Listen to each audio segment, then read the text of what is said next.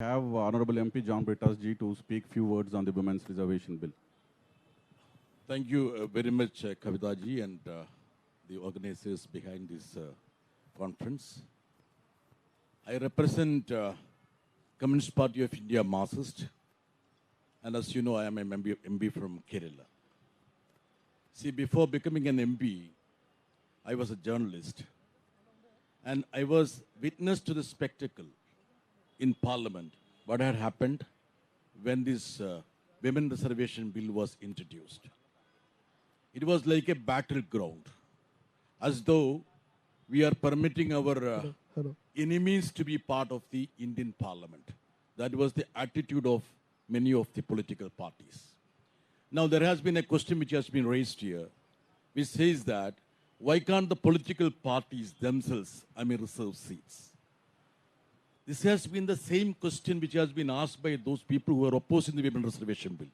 Please understand the catch behind that. Unless there is an affirmative action, there won't be representation of the women in Parliament or the assemblies. Let me just tell you my experience. See, when we introduced, I would say, representation of women in local self-bodies, many people, many analysts, they said that this is not going to succeed. There were a lot of people who, predicted doomsayers. What has happened that? There has been a great transformation at the local self-government. The representation of the women has actually gone up beyond 50%. See, representation is not merely to put few people at the administrative level.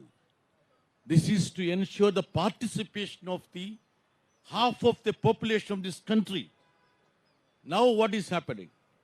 The India's ranking is something like the 20th slot from the behind. That should be the slide.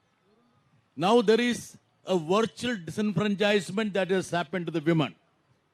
You want them to vote. And if you look at the statistics, the voting, women vote more than the men. Actually, they are more politically inclined. They want to be part of the political discourse. You won't permit them to be part of the political discourse. If at all you say that the political parties have to reserve seats, what is going to happen? I am sure that Kavitaji's party will field 3 persons from Kerala and they will lose. The quota is completed. That is what these people are saying. You reserve the seats. There are 545 Lok Sabha seats. Hypothetically, you say that every political party will have to field at least 20% of their candidates. BJP will be fielding 20 seats from Kerala. We have only 20 seats for Lok Sabha. So that will not work. So this is just another ploy to defeat the very purpose of this Women Reservation Bill. Now just imagine the scenario of SC/ST brothers. If at all you didn't have the reservation for SC/ST, you would not have, I would say, more than 10 persons in Parliament. Only because the affirmative action has happened. So my firm resolve is that this Women Reservation Bill, which has been gathering dust for decades, needs to be brought. And if there is a government which harp on, what is that, Nari Shakti, women empowerment, the empowerment can start only with the participation of the women in decision-making process. Now, unfortunately, the situation in the country is that there is absolutely a vacuum with regard to the representation. There are many sections which are being left out. Think about the minorities. What is the representation for them in the parliament or in assemblies? This has happened to the women also. So I would say that any democracy which needs to be meaningful has to be representative. You need to give representation to the people.